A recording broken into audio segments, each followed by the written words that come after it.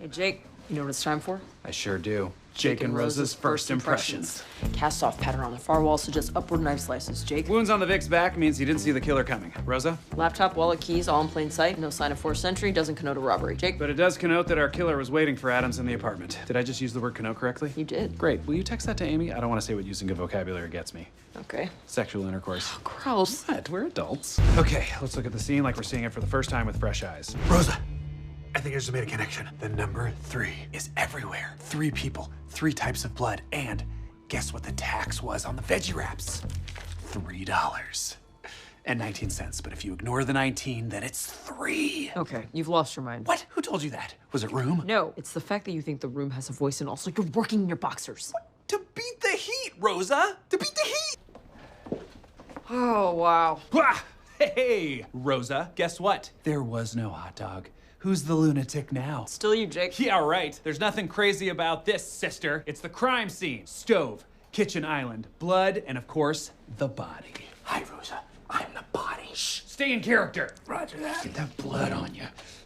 You gave away my case, but guess what? I spent 2 months in that apartment. I could recreate it in my sleep. Have you slept? No. What the hell is going on in here? Jake's gone insane because he promised the victim's mom he'd solve her son's murder. Seriously? You never promised a victim's relative anything. Oh, please. Classic Terry, Mr. Emotionless, Sergeant Coldheart, the man who bleeds ice. I don't think that rings true. Nope. Clean it up and get out. You've lost your mind. What? That's not true. Charles, tell him. Well, actually, he does have a point. Really?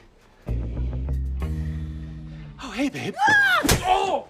Oh, it's me, Jake! I'm just working. What is wrong with you? What are you doing? Why do you have a knife? Why am I covered in red Post-its? That's blood. You're the corpse. Ah! Jake, who is that? Franco McCoy, CSI. He's helping me with the case. For the record, I think it's weird that I'm here too. Both of you? Get out! Yeah, sounds good. Oh, yeah, Major Crimes released the scene yesterday, but I'm sure they haven't had time to clean up the evidence. Oh, man, they emptied the place out. There's nothing left in here. I can't believe this is how it ends. Yeah. Is it weird that I missed the smell? Wait a minute, do you hear that? I've spent 600 hours in this room and I have never heard that sound. It's because the air conditioning's never been turned on. It's coming from that vent. I don't see anything. Wait, there's a bend. Oh my God. There's food and water in here! Rosa, we never saw the killer leave this apartment because he never left. He couldn't have survived in there for months. That's insane. He wasn't back there for months. He just waited for the body to be discovered and then snuck out sometime after that. This place was crawling with cops. Which is exactly what he wanted. He snuck out dressed like a cop. Even if he had a uniform, somebody would have recognized him. Not if his face was covered. By a hazmat suit. The CSI guys. Franco said he had 14 texts, but didn't you count 15? I did count 15. My math was right. Suck it, Mrs. Skanga. She was my Algebra 2 teacher. She threw a protractor at my head. She sucks. She sucked! Actually, she was very sweet. She believed in me. Oh. Yeah. Here's the security footage. It's rated G for gonna get got. Less is more. Franco, play the tape. Okay, so there's us arriving. Oh man, is that how I walk? Yes. Should I change how I walk? Yes. All right. Wait, go back. Jake, we don't have time to fix your walk. It's gonna take a lot of work and we're very busy. No, look. Look at this guy. All the other techs are wearing booties, but he's not. Oh, that guy. Where's the footage from the bodega across the street? We have that? That is so crazy. We are under surveillance at all times. I'm sure it's fine and it won't backfire and ruin society. Zoom in on his face. That man's not CSI. No, Franco. But he is about to say, CS bye. Yow! Respect, Jake. Respect. I present to you a serial arson case. And the fires seem to be connected to the Saturday crossword puzzle. Mama like. 2 different buildings, 2 consecutive Saturdays, and a puzzle left at each crime scene, and a note was sent to the puzzle's author, Mr. Melvin Sturmley. Melvin Sturmley? He's the best in the game! He made a puzzle once where all the answers were just the word puzzle in different languages. In Estonian, it was moi status. Yeah, well, your moist status is about to be hecka moist. Don't call HR, we are getting married, because Melvin Sturmley is coming in to help us with the case. Showing! I mean, the guy's gotta be a massive dork. His name is Melvin Sturmley, for God's sake. Jake, he's here. Come meet Melvin. Hey, you can call me Vin. But where is Nerd? Okay, so here are your puzzles from the days the arsonist set the fires. This is really good, Amy. Thanks. Hey, so Vin, just curious, would you say you have the typical physique of a puzzle maker, or? Well, each puzzle only pays a couple $100, so I mostly make my money modeling it. primarily swimwear. Yeah, I hear that. I could do that too, but I make pretty good money here, so don't really need to. Anyways, let's talk about the case. So here's a letter that the arsonist sent to Vin. Your clues I discombobulate to teach you to conjugate. The fool who fails to validate will watch as I conflagrate. It seems like he's using my crossword to tell me something. I wonder if the word conjugate in the arsonist's letter means we should focus on the verb answers. Cool. I love verbs. Second favorite part of speech. After prepositions. Yeah, words are cool, but maybe we should switch gears a bit and get back to some good old-fashioned police work. What are you thinking? Well, whoever's setting these fires is clearly trying to humiliate Vin, you know, make a puzzle he can't solve. So maybe we should focus on people that don't like you. Jake has a point about motive. Maybe another puzzler wants to take you down. Well, if you're looking for a puzzle head, I'm hosting a crossword night at the Turnkey Bar tonight. A whole crowd full of puzzlers. Gotta be honest, I'm a little disappointed no one's wearing a green suit covered in question marks. That guy has crossword puzzle pants. Does that scratch your itch? Very much so. Thanks. All right, we should probably start talking to people online. Pardon me there, fellow puzzler. What do you think of Melvin Sturmley? You mean my future husband? Oh, so you like his puzzles? And his face, body and brain. And body. Honestly, Vin makes all other men seem really stupid and ugly. Okay, well, thank you for your very candid and hurtful input. Hang on a second, somebody's coming. Vin is on fire tonight. He's phenomenal. No wonder the Saturday crossword replaced Sam with him. Sam must be pissed. I heard the only place that buys his puzzles now is Parade Magazine. The hardest clue he had in his last one was a 5-letter word for a game popular in nursing homes. Bingo. Sam Jepson? Oh, he's not the arsonist. He's been out of town for weeks. And he's one of my closest friends. He let me stay on his couch with Anna Kournikova and I broke up. Wow, I mean, she never won a major, so. Okay, so we think the arsonist is using the fires to spell out his name. The most common third letter in names that start with M-A are L for Malcolm, X for Max, R for Mark, and T for Matthew. Or his name is Sam and he's spelling it backwards. Uh-huh. Let's just stick with the LXRT plan. Copy that. Tonight we'll stake out the intersections that correspond to where the L, X, R, and T are in Vin's puzzle and hopefully catch the arsonist in the act. While I'm busy watching nothing happen on my stupid corner, you're gonna stake out Sam's apartment. Then when he sets a fire, Vin is gonna look like a dummy. Hey, Charles, nothing's happening on my MAR corner. Is it possible I'm wrong and Sam is out of town? Vin's plan is actually kind of smart. Jake, I have eyes on Sam. Yes! Suck it, Vin. My judgment is clear and I am a genius. Charles, I'll be right there. Mom, I did something bad. Yeah, you set some fires. I proposed to Gretchen, and she said no. So you set some fires. So, I left Myrtle Beach. 2 weeks ago, and then you set some fires. No, I got back home today. Yeah, all my fish were dead. Okay, so Sam didn't do it. I should probably get back to my corner. Well, this is disappointing. What, the plan wasn't yours, so you didn't think it was worth following? Well, because of your juvenile behavior, one of our city's finest abandoned lard factories is now burned to the ground. All right, I didn't want to say anything because it's a gross emotion, but yes, I am a little bit jealous of the super smart supermodel. This was our last case together, and you and him have been joined at the hip. Or in his case, that super sexy B muscle that I don't understand how to tone. He told me it's a lot of bicycle crunches. Crunches on a bicycle? That's crazy, you would just fall right off. Babe, you have no reason to be jealous of him. I don't want you to wake up one day and wish that you were with someone as smart as you are. I am with someone as smart as I am. You're a brilliant detective. I love the way you think. That's why I want to marry you. Marry me.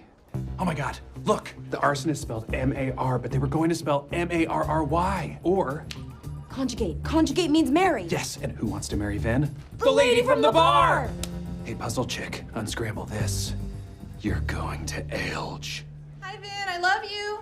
Did you see my fires? Turned out she was writing something, specifically, marry me, or else I will kill you, yours forever, Helen Gorbelson. Wow, that's so many fires. So many fires. Meet Fred Gorman, prominent citizen, lawyer, corpse. Now meet his wife, Ann Hort. She did not take his last name, but I believe she did take his life. Nice. Thank you, Charles.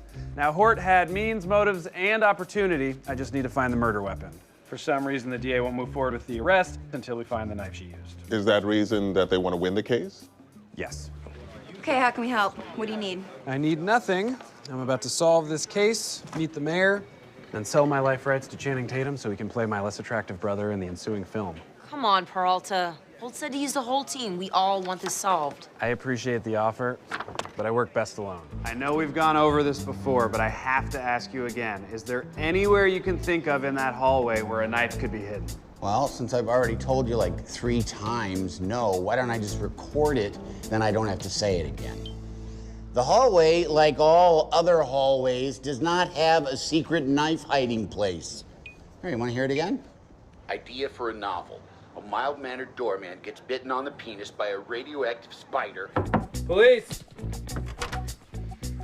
Hey, ma'am. Thank God. Here, hold this. The lasagna's burning. Okay, Get the dog, but don't let it touch the baby. Peralta! Yo, I looked at the photos of your victim on your desk. Is that Rosa? Tell her I said hi. Puncture wounds are similar to a case I had a while back. They aren't from a knife. I think it's something spiral, like a corkscrew.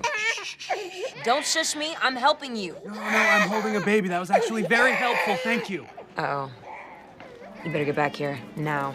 Hey, before I solve this case, I'd like to thank you for doing all the super easy work. The real Nancy Drew level stuff. Oh yeah? Did Nancy Drew solve a lot of murders? Yeah, she did. Murder on Ice, Recipe for Murder. Nancy was a wonderful detective. I wanted to be her when I grew up. Thanks, Charles. That's helpful. Hey, should we take odds on how fast I'll solve this case? Nope. I mean, what was it with Diaz's last impossible extortion case? What was it, 6 hours? That's because it was 98% solved. The last 2%'s the hardest to get. That's why they leave it in the milk. What? Oh, I hate the vulture so much. Me too. But he's kind of hot. What? Why is Jake smiling? Why are you smiling? Because the captain just gave us the perfect revenge plan. We team up and solve this case right now. That is not what he meant. Okay, think about it, Amy. We go back to the scene of the crime, find the murder weapon, and out-vulture the vulture. No one gets in trouble if we crack the case. 9:45, a man screams. 90 seconds later, wife goes down to the doorman, says a guy murdered her husband and then ran off. We know she's lying. We just gotta find the corkscrew to make our case airtight. I say we role play, see if something sparks. Darling, thank you for a lovely dinner. Perhaps we should have one more drink before bed. Don't you darling me, you philanderer! No, you're the husband. The husband had the affair. I'm always the victim. I don't want to be the victim. Okay, Charles is the door. No, I'll be the victim. Don't make me a door again. Great. Okay, so wife goes into the drawer, gets the corkscrew, stab, stab, stab. What did she do with the corkscrew? She dumps it in the hallway trash chute on the way to the doorman. No, we checked the trash like 10 times. We would have seen a bloody corkscrew. All right, Hitchcock, you're up. The body. The corkscrew's still in the body. No, you're terrible at this. Go sit down. Then I toss the corkscrew out the window and it lands on a passing car. Security cams showed no one driving by at that time and nothing on the street. Okay, I want in, but I only want to stab you. Fine. Charles, door. Right. Okay, sweetheart. Time to die. That seems a little harsh. What if it was a magnetic corkscrew? If the corkscrew was on a magnet. It's stuck halfway down the inside of the trash chute. I figured it out first. Oh! See anything? A little lower. Freeze, hands in the air. We're cops. Broad shoulders, stuck! Told you, broad shoulders. Holt is gonna kill you. I don't think he will, because voila. You actually found the corkscrew in the trash chute? Stuck to the side, just like you said. Boyle, I'm pulling you out.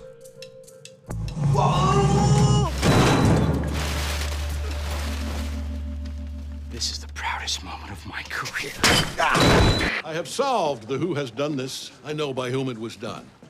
It was Jake Peralta. What? That's crazy. The box was on my desk. I'm the victim. Wrong. Scully's the victim. You think glitter's gonna taste like sprinkles, but it doesn't. It tastes like blood. That is blood. The glitter's shredding your tongue. Oh. Why would I blow up my own desk? For the task force. I just heard you say you wanted to prove to Holt that you're a great detective. That's why you set this whole thing up. It was a perfect plan, and you would have gotten away with it, if not for me. Wow. You're a lunatic. Did a lunatic know that your body temperature just rose 9/10 of a degree, indicating guilt? Yes. Oh, look. What do we have here? A receipt from Party Zone for one air tank rental paid in cash. That's not mine. I never keep my receipts. Amy, tell them. Tell them how much our accountant hates me. She hates him so much. My bag was sitting next to my desk. Anyone could have put that in there. That kind of evidence would never hold up at trial. You'd be laughed out of court. I've only been laughed at in court once, and that was because I made a terrific joke. I was there. It was hilarious. Come on. I guess it's fair to say, case closed. No, he stole that from me. Go home. You're suspended until further notice. Attention, everyone! Stop what what you're doing. Yeah, still a little Nazi. I'm gonna just drop the accent. Peralta, you can't be here. You're suspended. And you're lucky it's not worse. The DA's office wanted you fired. I'm being framed and I know who did it. It was Dillman. I just met you today. Why would I do that? Good question. It's because you want Holt to put you on that task force. Stillman can't be on a New York task force. The SFPD would never approve it. Correct. Only he's not SFPD. When you first arrived, you asked us to check the fingerprints against the AFI system, but that system hasn't been used in over 5 years by any police department. Well, I used the AFI system for 20 years. I guess I misspoke. Oh, you misspoke. I see. That explains everything. My apologies. I'm just gonna head back on out to exile and just to double back. My God, he's double backing Dillman. How could the best detective that Holt's ever worked with make such a mistake? I wondered myself, so I made a few phone calls. It turns out Dillman was fired by the SFPD. I guess he rubbed the brass the wrong way. Not only that, but he's currently working part-time at Yarn Barn, a hobby shop in Albany. I have his manager on the phone right now. Frank, what is going on? You have a ship tonight. You know I have finals. I'm so sorry, Alyssa. I got hung up in the city. I just lost track of time. This explains everything. He's not a great detective. He's a sad man working part-time selling crafting supplies. Okay, fine. Yes, I was fired by the SFPD, and yes, I contacted Raymond in hopes of getting on that task force. I thought it would be my way back onto the NYPD. Oh my God, I hate the Yarn Barn. Really disappointing to hear, Frank. Yeah, well, you're a bad manager, Alyssa, okay? You play favorites, and it hurts to be on the outside. You don't even show up to work. I was going to bring up the task force when I had lunch with Raymond tomorrow, but when he called about this case, I thought solving it would seal the deal. Which would have been easy since you set the whole thing up to frame me. Ridiculous. Why would I have waited so long to accuse you? Because if you solved it right away, it would have been too obvious. He's deflecting because he's guilty. Dillman lied about where he worked. We can't trust him. The receipt was in Peralta's bag. You're the glitter expert. Well, you're the prank master general. It was him. It wasn't either of you, but I know who it was. Son of a bitch stole my bullhorn. Okay, I'm not 100% sure this is right, and maybe I'm missing something. Charles, as a veteran of many big reveals, can I give you a tip? Not so much waffling. I agree. You're not commanding the room. Let him finish his way. But do pace it up a bit, Charles. Copy that. So, from the beginning, I was very skeptical that anyone in our squad was behind the prank. Why didn't you just say that? I did, and then you said that's exactly what a guilty person would say. I stand by it. Okay, so who was the prank man? There was no prank. That was just a cover. You see, guys, the point of the explosion was to contaminate the evidence of the DeKalb Street murder. But the suspect is in prison, has no ties to organized crime, and no means of bribing an officer. How could he have possibly pulled that off? Yeah, Jake, that stumped me for a little bit, too. But then something you said gave me an idea. I mean, that kind of evidence would never hold up at trial. You'd be laughed out of court. Yeah, I remember when I said that. It was awesome. Wait, but who did it? The mastermind was ADA Green. He didn't have enough evidence for the case. He was afraid he was going to lose and needed someone to blame it on. Whom did he work with? Obviously someone who knew about the pranks, and that Amy called Jake Babe. Excellent question, Captain. It took a little digging to find that out, but I pulled some personnel files and combed through some social media. Do you know what Green's wife's maiden name is? Duchovny? No. Zappa? No. Fagerbacky? No. Booth. Howard Booth. As in Officer Booth. Oh, yes, Officer Howard. He's Green's brother-in-law. He didn't just put the evidence on Jake's desk. He put the glitter bomb there. Oh, my God. We have to find Booth. I already did it. And I booked him. Classic elevator reveal. Oh my God. Oh my God, oh my God, oh my God, oh my God. Sarge, you gotta check this out. Jake, what are you doing? We can't work real cases. This is a B&E. Oh, it's so much more than that. Look at these photos. Herb came in through the back window, set up the living room to look like a kid's tea party. Didn't steal anything. Do you know what this means? The victim still has their stuff? The perp wasn't there to take anything, except lives. Sorry, I always wanted to say that. I think this is the work of the Oolong Slayer. Seems like a stretch. If this is the Oolong Slayer, why isn't there a body? I don't know, maybe he got spooked before the Vic got home, or it could be... Jake, you want a case so bad, you're making one up. Look, the Slayer hasn't struck in 5 years. Chief Garman set up a task force to find the guy and turned up nothing. And most importantly, the Vulture's orders were only misdemeanors, wieners. Why do you follow people's directions when you could literally pick them up and throw them out the window?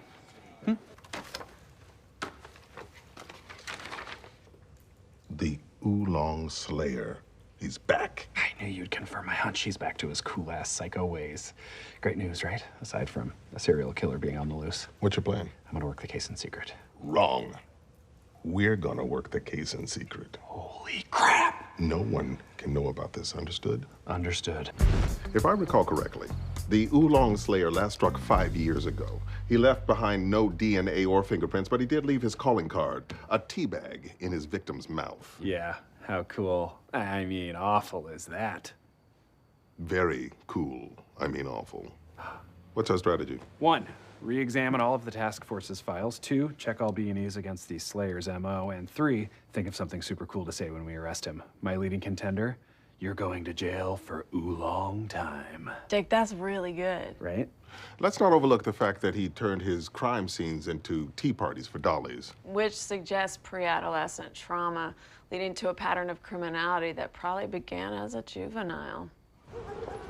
Jake, dope alley. I know. I think this is where Batman's parents got killed. I'll take your word for it. The juvie angle didn't pan out. Neither did the B&Es, but I traced the label on the Slayer's oolong. Turns out he got it at Chang's medicinal tea shop. Good work, Peralta. We create a diversion while Gina copies his customer files. My thumb drive looks like a watermelon because I adore the summertime. Oh, I love that. Let's do this. Hey, punk. That's my ginkgo. It's my ginkgo now, old man. I'm still young enough to beat that ginkgo out of your hands. Hey, knock it off back Take there! that!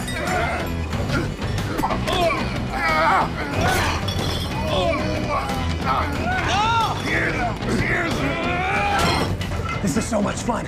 Hit me in the face. Oh, that was a terrible suggestion. Oh. Yeah! All right.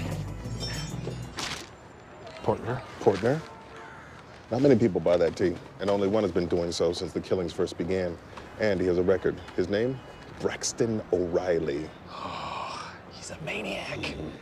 Arrested in '84 for torturing an animal? Oh, this is our guy. No, man, just a squirrel. Still counts. Let's get that psycho. NYPD, nobody move! Where's Braxton O'Reilly? Where's that psycho monster? He's dead. No, we can't be seen together. Gina, did you know about this? Tricking you was the only way I could get you to talk to him. Plus, you know I heart intrigue. Sir, take a look at these photos. None of the victims had any alcohol in their apartments, not even a dusty bottle. You want to know why? Because they were all sober. They all attended 12-step programs. None of them the same one, but they all had the same leader, a creep with a record of torturing animals. I'm talking dogs. I found the Oolong Slayer.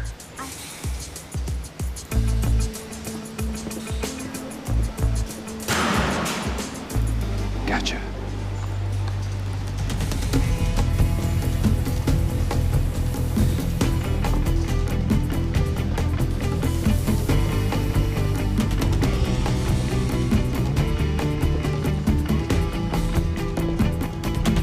Looking for me? Nope, just taking my gun for a walk through the Nightmares factory. Nice try, cop. But you and I are gonna have a little tea party. Am I invited? Drop the weapon. Okay, Slayer. Prepare to go to jail for oolong time.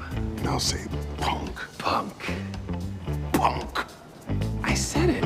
This is Philip Davidson. What do we have on him? Clear motive, clear means, and a non-existent alibi, but the DA won't bring a charge because he says it's all circumstantial. If we want to bring this guy down, we have to get him to confess right here, right now. An interrogation with a ticking clock and everything on the line? I better call Kevin and tell him I won't be attending the opera. There's someone else I'd rather hear sing. Oh, damn! Hello, Kevin. I won't be joining you at the opera tonight. On the phone already. The ticket's under my name. H-O-L. And I spent my whole time in the corner talking to this woman, Dana. Oh, so you said. But when we ran all the credit card receipts, nobody named Dana bought any drinks that night. Hey, trust me. Dana wasn't buying her own drinks, No. Hold on. I need to deal with this. Let's take a 5. Or I could keep this interview going solo. Of course, I'm sure that'll be very helpful. All right. Where should we start a Rooski? Hey, don't you think maybe we should just wait till your boss comes back? You'd like that, wouldn't you? Because you're scared. You know I'm playing hardball, except for that the balls are questions. And here they come. What kind of car did Robert drive? Also, Dana from the bar, what color was her hair? And which night does the cleaning crew sterilize your office? And have you ever been up to where the body was found? And when you left your phone at the office, was it plugged into your computer or an outlet? And did you kill him? And what did your cab driver look like? This seems like a huge waste of time, but here you go. Robert drove a Saab. Dana's hair was blonde and sterilized on Wednesdays and Saturdays. I haven't been to Vernon in 20 years. The phone was plugged into the wall. No, I didn't kill him. And the cab driver had a beard and an earring. I'm sorry I didn't get his license number.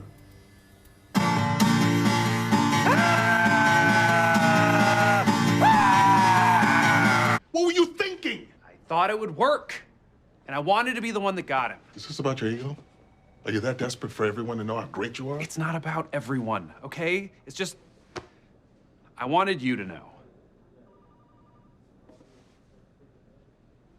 Oh my God.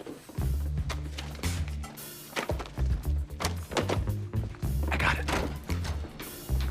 He's not answering any questions. That's okay, I have no questions. That's right. I'm about to monologue, son. You better make it quick. You only got 8 minutes. All right, then let me paint you a picture. I'm Philip, a successful periodontist that's become addicted to diazepam, a sedative I take because I'm junkie scum. Also, for real, addiction is a disease I would be super empathetic if you hadn't murdered a man. What is the point of this? I'll get there. So, one day I'm working late when my boss Robert surprises me. He found out I was stealing meds. Again, junkie scum. Also, again, not your fault, there's a major genetic component to addiction. He says he's gonna file a police report. I could lose my license. We fight and something in me just snaps. So I grab the first thing I can find and I hit him with it. You still have no murder weapon. I do now. Here's a pic I found on Yelp of the surgical suite 6 months ago, and here's a shot that our crime scene photographer took of the same room 2 weeks after the murder. Notice any differences? We're not answering that. That's all right, I can just tell you myself. The Yelp shot has 6 of these heavy-looking glass awards from the Brooklyn Periodontic Society in the background, whereas this shot only has 5. What happened to number 6? You murdered Robert with it. I didn't. You lost all control and you bludgeoned him to death. There must have been blood everywhere, but you got lucky. You were in the surgical suite. It can be sterilized. You never would have gotten away with it in your carpeted office. That's not what happened. Don't say anything more, Philip. And your office manager would have heard all of the screaming, but she was at her grandson's play. Lucky again. You're wrong. You put Robert's body into a wheelchair and shoved it in the elevator. It's a miracle there wasn't blood everywhere. That's not true. Now you're in the garage with a corpse. You panicked and left your phone in your office, and you don't have your car keys, but Robert's are in his pocket, so you put him in his car and you take off. No. You can't believe what you've done. No. Philip. You're flustered. You have no GPS, so you just start driving. No. Philip. Next thing you know, you're in the Pine Barrens and it hits you. Your uncle's cabin. He has a place there. You're the luckiest son of a It wasn't luck. Yes, it was. You got lucky at every turn. No, I knew exactly where I was driving. I left my phone in the office on purpose. I was in a surgical suite by design, and I didn't use some glass award that any idiot would clearly see was missing. I made a rod out of a special dental polymer, killed him with it, then melted it back down. It's already in a patient's mouth, son.